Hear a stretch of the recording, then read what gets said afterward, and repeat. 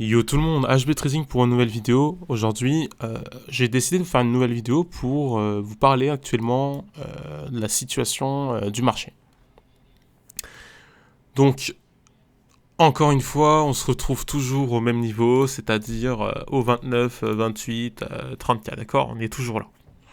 Pas de mouvement sur le marché, on est plutôt stable, on bouge pas, consolidation, mais consolidation pour un court temps, j'ai envie de vous dire, une courte période. Actuellement, le BTC se retrouve vraiment sur cette bande du support, d'accord, du support principal, qui a servi justement deux fois, d'accord, une fois là, une fois là. Mais pour moi, ce n'est qu'un support temporaire, puisque comme je vous ai dit dans mes précédentes vidéos, je pense sincèrement qu'on va revenir tester des niveaux plus bas, d'accord, aux alentours des 24K. Pourquoi faire? Pour faire peur à tout le monde. Voilà l'objectif actuel du marché, c'est dégager tout le monde, faire peur aux gens, leur faire comprendre qu'on va partir en fait sans eux. D'accord? L'objectif, c'est pas de partir avec eux, c'est de les frustrer, les planctons. Actuellement, les longues continuent d'être files, hein, d'accord? Ça ne s'arrête plus. Voilà. Les gens continuent de lancer des longues en x10, x20. Voilà, c'est la fête totale, on pense que c'est le bottom, alors que en fait, ce n'est pas du tout le bottom, et on ne pourra pas partir de plus belle avec une courbe comme celle-ci, d'accord? Rien que sur Bitfinex, nous avons pour 85 236 BTC en longue, c'est-à-dire pour à peu près, en gros, 2 milliards 500 millions de dollars. Et ça, c'est un très gros problème. Donc actuellement, là, sur le Bitcoin, d'accord, le Bitcoin, écoutez, on a déjà une tendance, hein. Moi j'ai dessiné cette tendance-là avec cette barre-là, d'accord, ce trait de tendance, pour justement montrer en fait que une fois cassé cette trendline, une fois qu'on l'aura cassé, on ira chercher des niveaux plus hauts. Et actuellement, moi je ne pense pas qu'on ira casser cette trendline. Alors pas pour maintenant, d'accord. Il faut d'abord qu'on teste des niveaux plus bas. On a déjà fil deux gaps du CME, une première fois ici, d'accord, et une deuxième fois ici. Bon, elle n'est pas fil totalement, mais elle va être fil totalement, vous inquiétez pas. On va revenir tester ce niveau-là, ça c'est sûr. Et donc c'est pour ça que je dis aux gens de ne pas se précipiter, puisque on viendra tout le temps vous chercher, d'accord, faire peur au plus fort, d'accord, pour justement repartir de plus belle. Donc aujourd'hui, j'aimerais aussi vous parler du marché des stocks, rien qu'avec le SPX, d'accord, le SP500. Là, le problème actuellement sur le SP500, c'est déjà qu'on a cassé un support d'abord, ok. Donc on l'a cassé, on est revenu le tester, et là on repart à des niveaux plus bas, d'accord. Et donc le support actuellement pour le SP500, il est actuellement aux alentours de 3500 $, d'accord. On aura un tout premier support là. Et si ça continue de couler, moi je ne pense pas qu'on ira en dessous des 3400 $. C'est vraiment un niveau de support clé, d'accord. Et à mon avis, ici on risque pas grand chose, et c'est là où en fait tout simplement je m'attends au rebond pour repartir sur un bull run sur le marché des stocks. Et donc, retest des 3500 $, tout à fait possible, tout à fait plausible, hein, et tout à fait normal. Pourquoi? Parce qu'il faut repartir de plus belle, on va chercher de l'essence, etc. On va chercher les gens, on va faire peur à tout le monde, avec un schéma narratif plutôt bearish, et puis repartir sur des niveaux plus hauts. Mais là, actuellement, on continue de creuser, hein, c'est tout à fait normal. Et si on parle d'un SP500 à 3400, 3500 $, le Bitcoin, lui, il sera aux alentours, forcément, des 24 000, 23 000 $. Ce qui serait vraiment un très bon schéma pour le Bitcoin pour la suite, c'est-à-dire pour le halving de 2024. Et justement, comme je vous le dis, c'est ce à quoi, encore une fois, je m'attends, c'est-à-dire faire peur à tout le monde. Voilà. Donc là, actuellement, en plus, je ne sais pas si vous remarquez, mais ça commence à vraiment être bearish, dans le sens où tout le monde commence, enfin, je veux dire bullish, dans le cas où, je veux dire, pour moi, ça commence à être bullish, parce que tout le monde dégage du marché. Vous avez beaucoup de monde qui était vraiment très très bullish, qui commence à se poser des questions, qui commence à douter de leur position, et qui commence à tourner bearish à 30K, 29K, alors qu'il fallait être bearish à 69K, d'accord. Il fallait être bearish là. Ça sert à rien de devenir bearish là, c'est trop tard, d'accord. Donc c'est juste stupide en fait, c'est vraiment quelque chose d'incompréhensible pour moi. Rien que justement quand on regarde le RSI, Hmm. On vient bientôt revenir à la zone des resets, d'accord? Où justement les bullruns ont repris. Donc rien que sur Bitstamp, voilà, c'est revenir à un niveau très important, hein. On y arrive, hein. Donc quand on sera là, quand le Bitcoin aura creusé, là, aura clôturé en weekly ici, d'accord? Bah, ça sera vraiment super cool. Ça sera super cool pour le Bitcoin pour la suite. En fait, l'objectif, c'est de revenir là. D'accord? Comme les précédents bullruns, quand on a repris les bullruns, bah, en fait, à chaque fois, on revenait tester le prix là. C'est ça l'objectif, en fait. À terme, c'est ça l'objectif. Revenir tester ce prix là. D'accord? Des 24 000, 23 000 dollars. Et donc, en plus, d'ailleurs, il faut noter, hein, qu'il y a des gens qui croient qu'on va aller chercher les 18K, les 15K. J'ai même vu un analyste dire qu'on va retourner à 3K quand même. 3-4K. Donc revenir ici, quoi. D'accord? Revenir ici. C'est pas possible. C'est pas possible. D'accord? C'est pas possible. Il y a les gens qui croient au conte de fées et qui pensent qu'on va aller retourner aux 3K, 4K, 5K. C'est impossible. On n'ira pas en dessous des 20K, à mon humble avis. À part si vous avez un crash, quand même, je veux dire, de grande envergure, hein, à la subprime 2008. Hein. Sinon, ce n'est pas possible. C'est pas possible qu'on aille en dessous des 20K.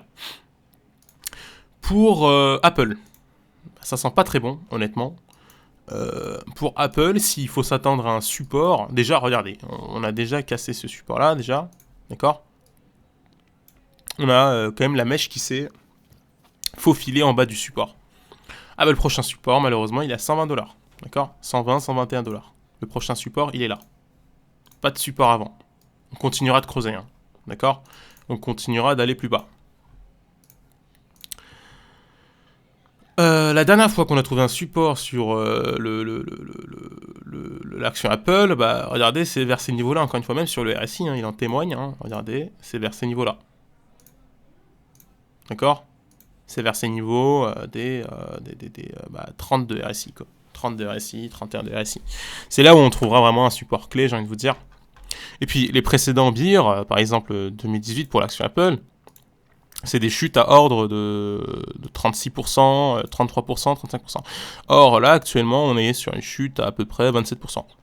Puis si on continue de tracer, là, on arrive à une chute à 34%, vraiment 35% aux alentours de 120 dollars.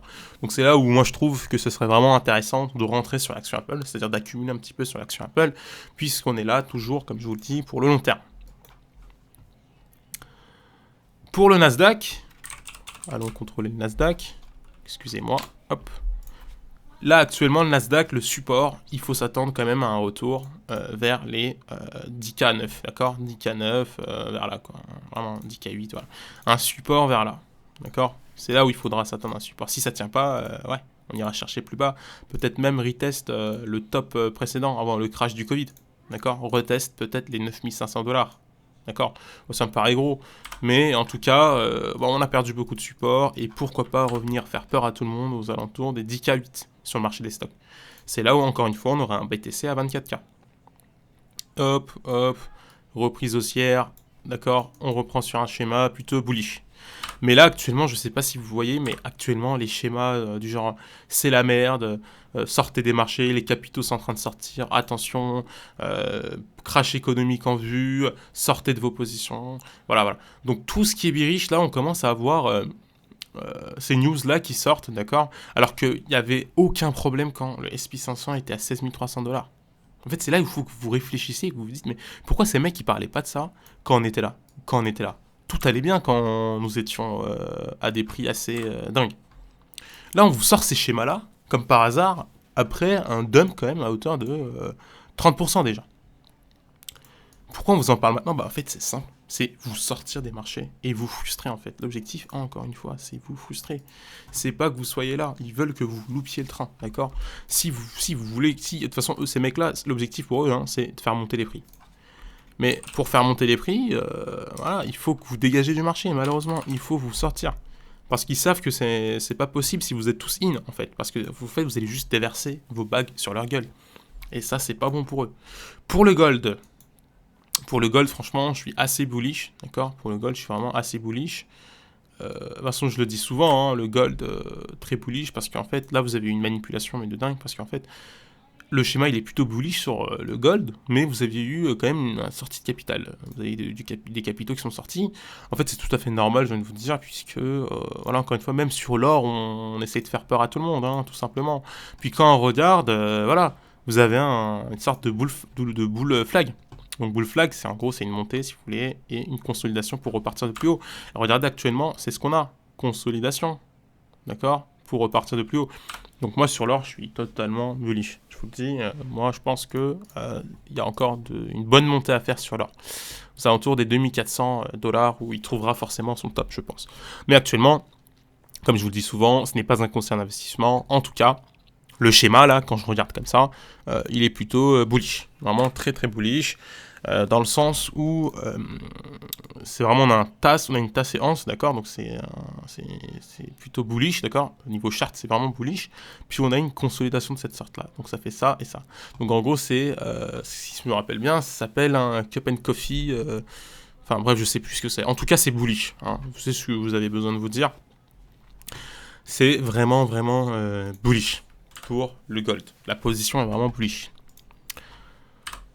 Qu'est-ce que je voulais vous dire? Pour le Bitcoin, on retourne sur notre Bitcoin. Là. Donc, comme je vous dis, retest du niveau précédent, là, le 23-24K, d'accord? On va revenir sur ce niveau précédent, j'abuse, mais revenir sur ce prix-là, d'accord? Et faire croire à tout le monde qu'on retourne au 19K, 18K, ça y est, c'est bien déterminé, on retourne plus bas. On va aller chercher les prix 2018, 2019, c'est fini, sortez des cryptos. Bah non, en fait, fallait être bearish là. D'accord? Vous avez eu tout le temps d'être bearish, c'est pas maintenant qu'il faut être bearish. C'est trop tard. Et actuellement, moi, pour le coup, je suis assez bullish. Quand je regarde le Bitcoin dominance, comme d'hab, hein, il fait sa petite montée, voilà, petite consolidation, puis hop, montée. Comme là, d'accord? Comme là. Pour moi, c'est vraiment, c'est pareil, hein, aucune différence. C'est là qu'on a une baisse, puis remontée, hop, on cherche le top, après c'est bull run, tac, tac, tac, on baisse, d'accord? Bah pour moi c'est vraiment le cas en fait, c'est ce qui va se passer, c'est encore une fois je vous le dis, si on s'arrête là, parce qu'on peut aller chercher plus haut, hein, je vous dis, hein, si vraiment il y a un crash économique de fou, quoi, c'est-à-dire vraiment un crash économique, au niveau mondial, oui on ira chercher plus haut, on quittera ce schéma de consolidation, d'accord, parce que en fait ce que je suis en train de vous dire c'est qu'on va pas forcément s'arrêter là, hein, je vous le dis, si on s'arrête là et qu'on commence à descendre, oui là c'est plutôt bullish pour le Bitcoin, c'est sûr qu'on va commencer à monter. Donc on entame sur un autre bull run. Mais si on va à 17-18K, même 16K, bon, je ne m'attends pas, hein, je vous le dis, mais en tout cas, la Bitcoin dominance montera, ça c'est sûr. Il ira plus haut. Ça c'est clair. Mais en tout cas, là pour l'instant, rien d'alarmant. Hein. En tout cas, rien d'alarmant pour moi. Quand on sera là, sur le Bitcoin dominance, bah, on aura trouvé pour moi un bottom. Et moi, j'attends vraiment les 24K. Quand on sera à 23-24K, quand je verrai la Bitcoin dominance là, pour moi, ça sera un signal assez bullish, quoi. En tout cas, ça sera vraiment bullish pour moi. Donc, qu'est-ce que je pourrais vous dire aussi d'ailleurs sur la moyenne mobile? Un indicateur qui est vraiment très important et que je vous conseille d'utiliser souvent, même très souvent. C'est la moyenne mobile, hein, tout simplement. Hop, on se met en weekly. Et on n'hésite pas à mettre le 200. D'accord, ici vous allez mettre paramètres en entrée et vous mettez 200. Donc, la MA 200 weekly, en fonction de la clôture, hein, bien évidemment. Là, vous vous souvenez sur les précédentes vidéos, la MA 200, elle était aux alentours de 25K. Actuellement, la MA 200, elle est partie plus bas. Elle a dit, moi, non, maintenant, actuellement, je me retrouve à 22K. Écoutez, très bien. On se dirait très bien. Tant mieux, encore une fois, tant mieux. Meilleur prix pour un meilleur prix d'entrée, on ne refuse pas. Mais ce que je veux vous dire par là, c'est que si la clôture elle se fait à peu près là, à mon avis, le MA 200, il a encore du temps pour monter. Il va monter encore. Et c'est pour ça que je vous dis qu'il faudra faire attention à ne pas forcément s'attendre à un prix fixe. C'est-à-dire quand je vous dis 22K, on peut très bien s'arrêter à 24K, ou même quand je vous dis 24K, on peut très bien aller à 22K. Faut faire attention. Faut pas se dire ouais mais en fait je vais attendre vraiment les 22K. Vous vous fixez pas sur un prix en fait. Essayez de vraiment vous dire que il faut commencer à rentrer sur quelques positions, d'accord, dès maintenant. Voilà, pas à gros coup. Je vous dis encore une fois, hein, je répète, mais rentrez pas en all-in, ça sert à rien. commencer à rentrer des 15-20%, d'accord, de votre patrimoine. Donc là, il faut commencer à build, il faut commencer à regarder les coins intéressantes, avec le CRV, c'est très intéressant, on revient au prix de juin, du précédent beer. Et voilà, pour moi, c'est plutôt bullish. Hein. Pour le next bull run, voilà, ce sera les 10 dollars peut-être, hein, on ne sait pas, hein, avec l'entrée des capitaux. Pour moi, ce sera les 10 dollars, d'accord, sur le CRV. Le GMT, très bon coin pour rentrer aussi, d'ailleurs. Le GMT, très intéressant. C'est-à-dire que c'est premier concept move to earn, d'accord. Et pour moi, très bullish aussi. Hein. Si on revenait à baisser, on reviendrait à ce prix-là, d'accord. Consolidation, voilà, on repart à la hausse, chercher de nouveaux prix. En tout cas, c'est ces projets-là qu'il faut focus, d'accord. Ces projets qui sont là pour le long terme. Un autre coin à vraiment acheter, je vous le dis, c'est le BNB, bordel. Moi, j'en ai eu à 220 dollars sur le USDC, là. Et heureusement que j'avais mis mon buy order, parce que je l'avais eu à peu près vers les 200 dollars. J'avais mis prix d'entrée à 218, je sais plus. En tout cas, j'avais mis mon buy order, ça a été fil, tranquillou. Je suis totalement serein sur le BNB. Si on revenait à baisser, on reviendrait à ce prix-là. Donc, je suis totalement serein. D'accord. Moi, j'ai déjà fait mon achat sur le BNB. Je suis totalement tranquillo, comme on dit. Donc, voilà. C'est ces coins-là qu'il faut focus. Et surtout, les nouveaux projets qui vont sortir aussi. Hein. Restez pas que sur les gros capitaux, là. Sur les projets qui ont déjà 400 millions, 700 millions, 800 millions de MCAP. Essayez de regarder les projets qui arrivent pour 2022-2023. Du genre Aptos, SUI... Vous avez Pontem, vous avez des gros projets qui arrivent, hein, donc il faut aussi garder un œil sur l'actualité, d'accord, des cryptos. Donc voilà, c'était tout pour aujourd'hui, je vous remercie d'avoir regardé ma vidéo. N'hésitez pas à vous abonner si la vidéo vous a plu et de liker et de partager. Je vous remercie et je vous souhaite une excellente soirée. Ciao.